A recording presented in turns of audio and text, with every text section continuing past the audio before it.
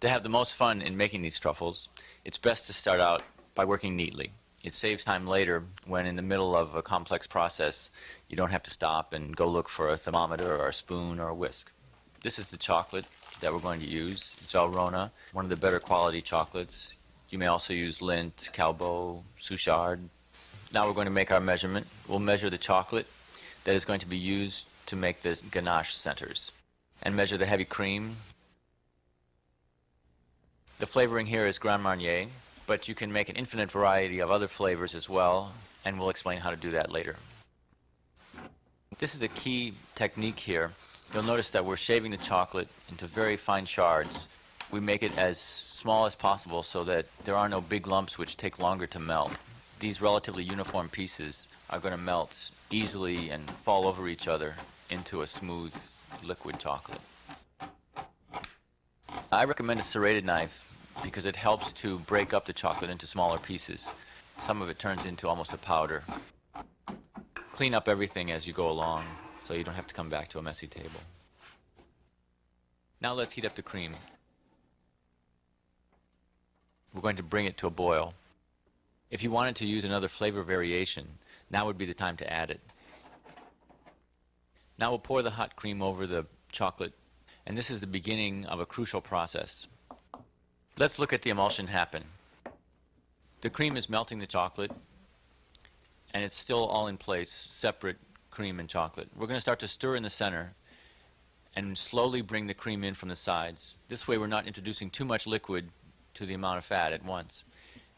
We slowly bring in the liquid cream, and you can already see the emulsion start to form in the center, where the chocolate is shinier and thicker and folds over on itself as the spoon pulls through it.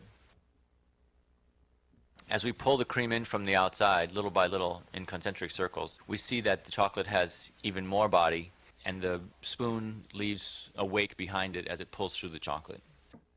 We'll continue stirring in the center so that we're sure that all pieces of the chocolate are melted. Now we have a smooth ganache.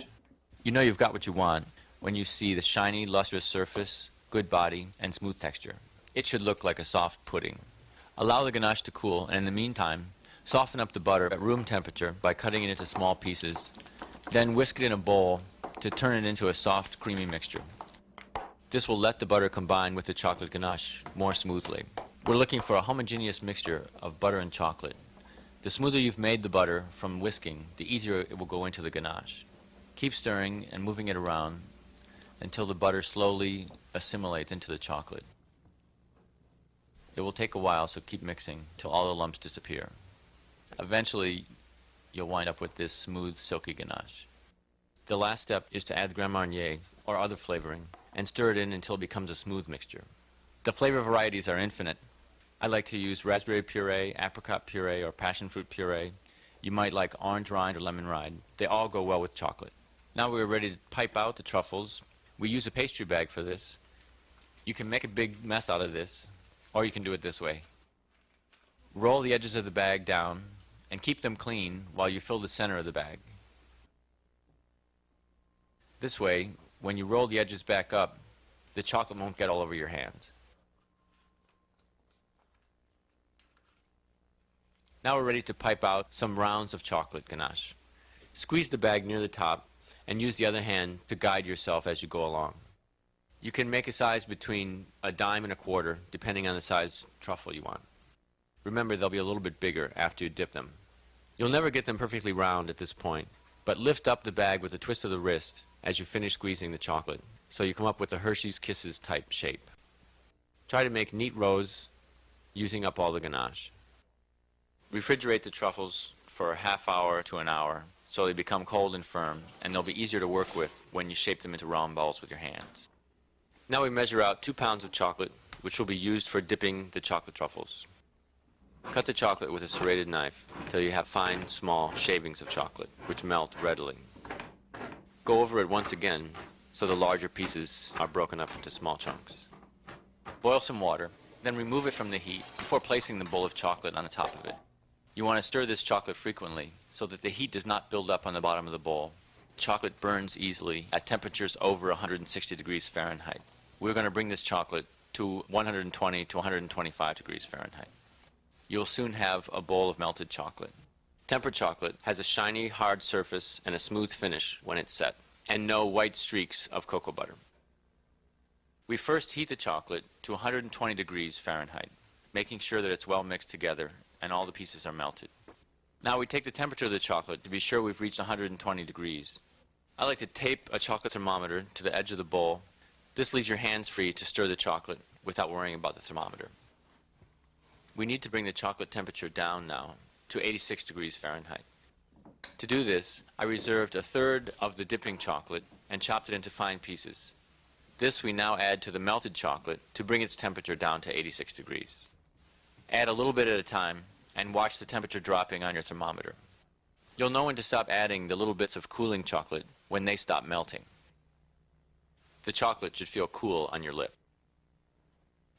Now we have to bring the temperature of the chocolate back up to 88 to 91 degrees. We do this by placing the chocolate back over the hot water and stirring until the little pieces have melted and the thermometer shows that the temperature has climbed back to a range of 88 to 91 degrees Fahrenheit. The test for proper temper is to dip a piece of parchment paper into the chocolate and let it set on the table for about 3 minutes. The chocolate will become firm, opaque, and shiny, and be brittle to the touch, not sticky. While we're waiting for the chocolate to set up, we're ready to reshape the chocolate truffles. Take them out of the refrigerator and roll them in your hands until they form a smooth sphere. You can press them a little bit into shape and then roll them in your palms. You'll wind up with a marble-shaped round chocolate with no points. It's a messy job, but someone's got to do it. Be sure to keep checking the temperature on your tempered chocolate to be sure that it does not fall out of the range of 88 to 91 degrees Fahrenheit. Now let's test for temper. The chocolate should not be tacky or sticky to the touch. It should separate easily from the paper. And it should crack. Take the rounded off truffles out of the refrigerator, place them on the table next to the tempered chocolate, and a parchment sheet next to that. Drop the truffle into the chocolate, stir it around until it's well covered. Pick it up with a fork, and tap gently on the side of the bowl to remove the excess chocolate. Place it on the parchment, and repeat with the next truffle. As the truffles set on the parchment paper, the chocolate will begin to set into a smooth, shiny shell. Let's look inside.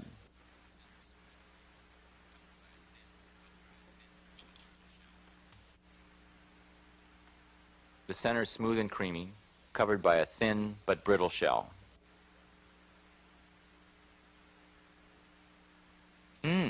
So good. And they're really so good for you, too. I eat 5 or 6 a day.